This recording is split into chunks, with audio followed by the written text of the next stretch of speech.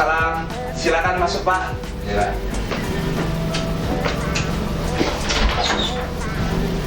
Silakan duduk. Ya. Baik, Pak, kalau boleh tahu dengan Bapak siapa? Dengan Bapak Nirtam, Pak. Nama saya Nirtam dari Desa Greni, Iya. Taman. Iya.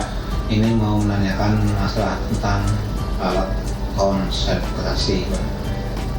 Oh, Itu bagaimana caranya, Pak? oh baik. Jadi, alat kontrasepsi untuk pria saat ini baru hanya ada dua, Pak, yaitu kondom dan vasektomi atau metode operasi pria. Apakah Bapak pernah mendengar sebelumnya? Ya, kalau alat konsentrasi masalah kondom dengan vasektomi gimana?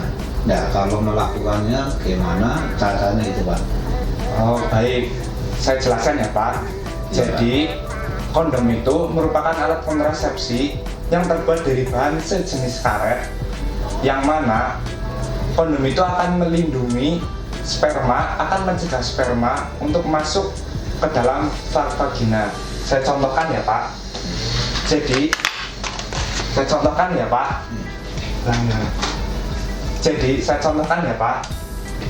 Kondom itu bentuknya seperti ini, Oh, itu. Iya. seperti bahan karet. Iya, itu. Dan untuk cara pemasangannya seperti ini, Pak. Oh, Pertama, kita harus membuka kondom ini. Sebaiknya untuk membuka kondom disarankan untuk menggunakan gunting. nah, berarti saya kalau mau main apa itu hubungan berarti tiap hari harus pakai kondom, Pak. Iya, jadi kondom ini harus digunakan ketika kita mau berhubungan seksual dengan pasangan kita.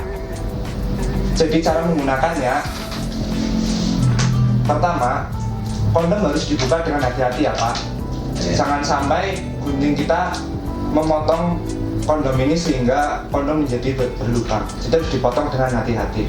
Pertama kita buka dengan hati-hati dan kita keluarkan. Kita keluarkan. Kemudian cara pemasangannya, pada saat alat kelamin kita ereksi, kita pasang kondom ini. Kita pasang di ujungnya, dan kita tarik ke bawah pelan-pelan. Berarti kalau alat itu harus hidup dulu ya, Pak. Iya, jadi untuk pemasangan kondom ini dipasang ketika alat kelamin kita sedang ereksi, seperti itu. Oh, itu. Iya, siap. Gitu. Kemudian untuk vasektomi, yaitu vasektomi merupakan metode kontrasepsi pria di mana saluran sperma milik kita itu akan dipotong atau diikat sehingga sperma tidak bercampur dengan air mani. Jadi kalau Bapak bisa lihat, ini adalah merupakan kantung sperma yang menghasilkan sperma, dan ini adalah kantung mani.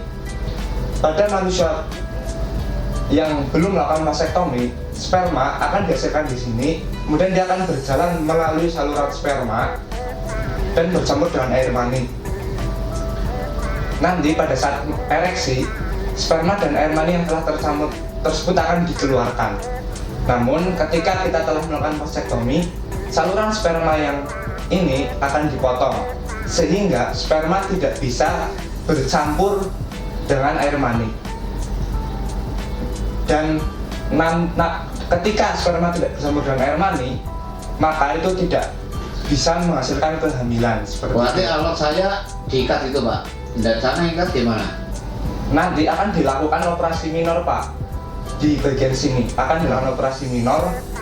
Kemudian saluran sperma ini akan dipotong atau diikat, dan itu akan mencegah sperma bercampur dengan air mani seperti itu. Oh, gitu ya. Nah, syarat untuk vasektomi gimana, Pak? Baik, saya jelaskan ya, Pak. Syarat untuk vasektomi yaitu usia minimal 35 tahun, minimal memiliki anak 2, dan usia anak terkecil itu minimal 5 tahun. Selain itu, ketika kita melakukan vasektomi harus mendapatkan izin dari pasangan dan tidak memiliki penyakit bawaan seperti diabetes. Dan setelah melakukan prosedur vasektomi, sebaiknya kita tetap menggunakan kondom paling tidak selama 12 minggu untuk memastikan bahwa tidak ada sisa-sisa sperma yang telah bercampur dengan air mani sebelumnya, seperti itu. Oh iya ya. Nanti kalau saya mau pasang, enakan di puskesmas apa di rumah sakit ini, Pak?